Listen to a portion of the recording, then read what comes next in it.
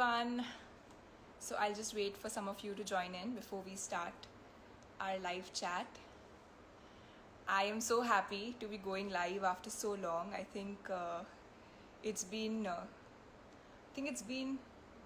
more than a year, much more than a year since I last went live.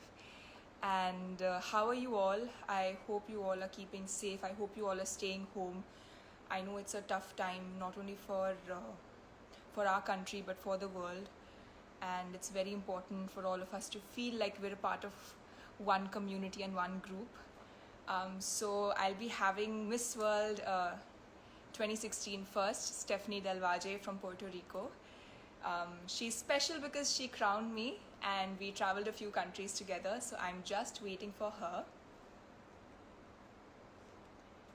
Let's see.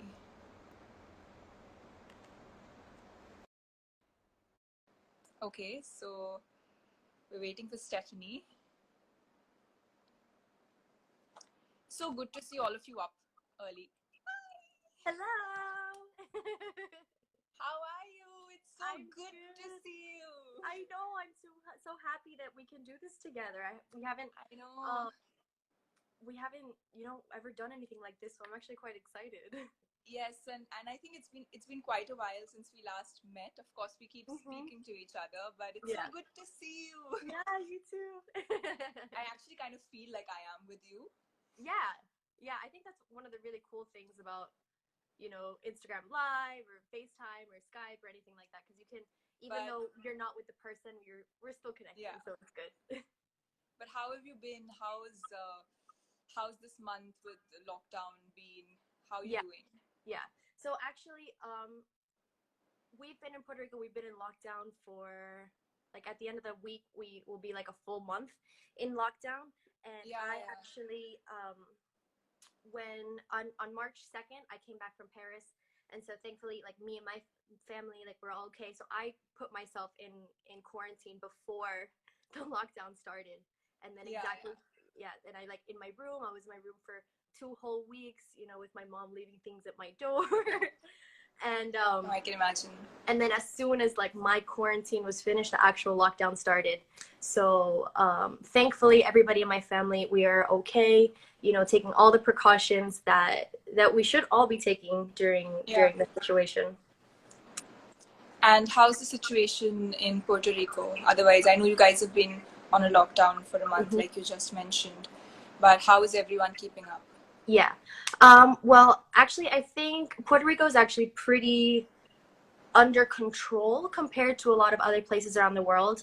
So, for example, up till now, we have less than 1,000 people that have, like, confirmed cases of coronavirus and less than 50 deaths, which obviously, like, 50 is still a big number.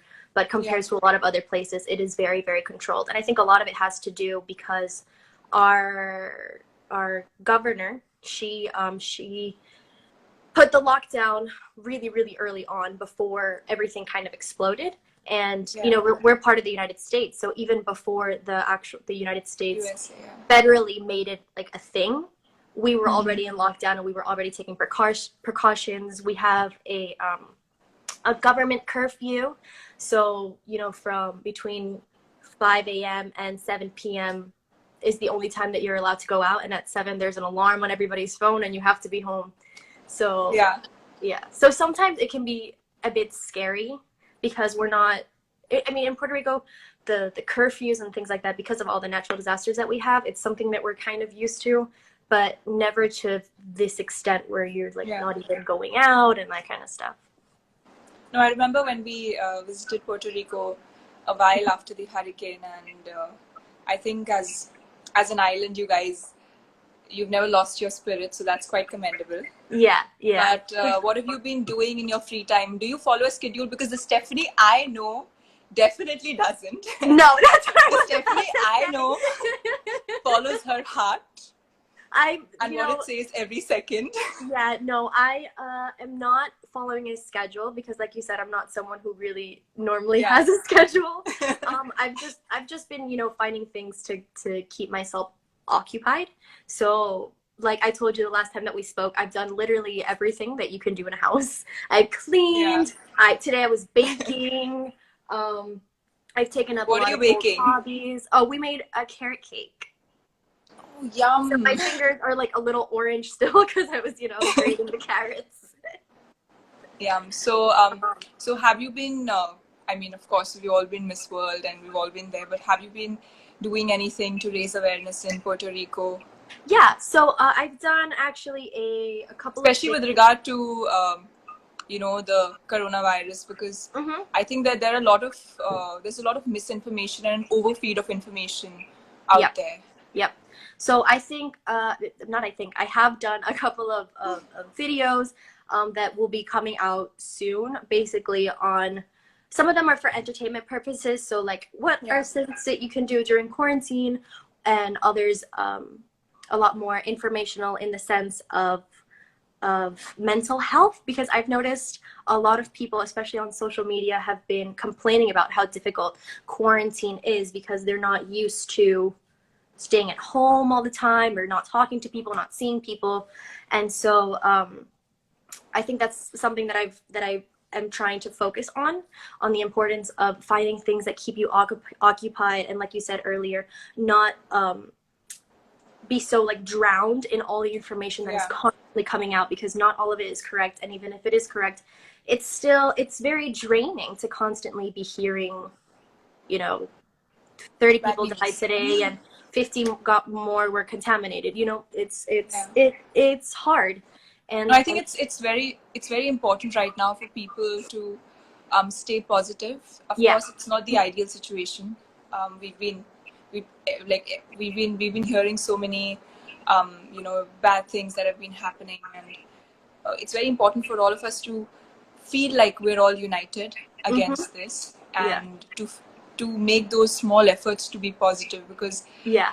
even our mental health right now is quite important. Hmm. Of course, would you like to tell us about any new talent or anything that you've got to do with your, with this time that you have to yourself?